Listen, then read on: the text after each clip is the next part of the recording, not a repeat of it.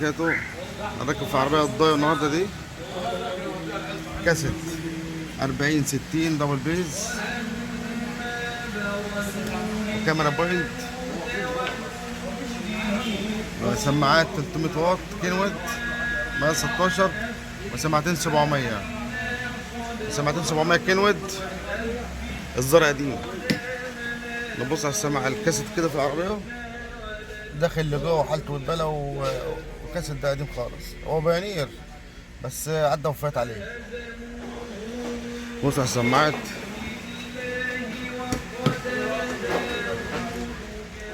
ادي السماعات مفيش سماعة،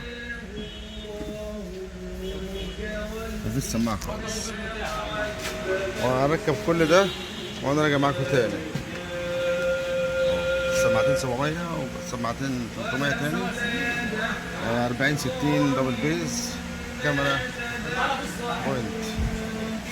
هنركب ونرجع تاني. ركبنا السماعات وركبنا الكاسيت، بس هنعمل الستاند ورا للسماعات لان الستاند العربية مش نافع. هما السماعتين راكبين بس مش مبيزين. تعال نشوف كده. راكبة على الستاند الاصل اهو، بس طبعا هي قاعدة وكل حاجة بس مش مبيز لان الفبر ما يخليش العربية تبيز. الخشب الستاند الخشب هو اللي يخلي العربية تدي بيزة مع السماعة.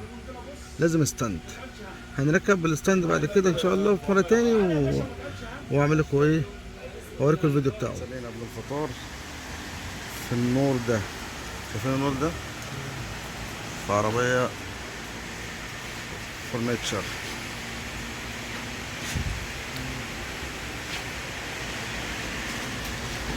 فكيرة كله واصل متقفل صح.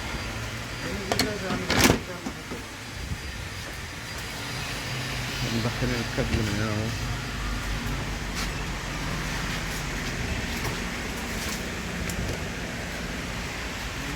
مفتاح راكب هنا طلع من تحت اهو، مفيش اي خرابيش، ده شغل صح.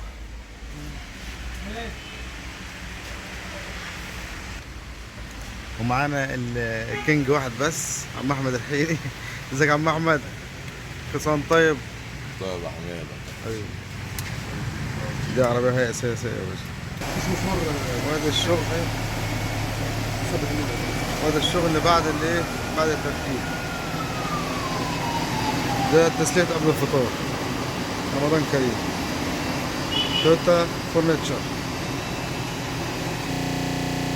تويوتا فورنيتشر ركبنا فيها ليد. هو مش شغل بس انا ايه بحب اتسلى بالفطور.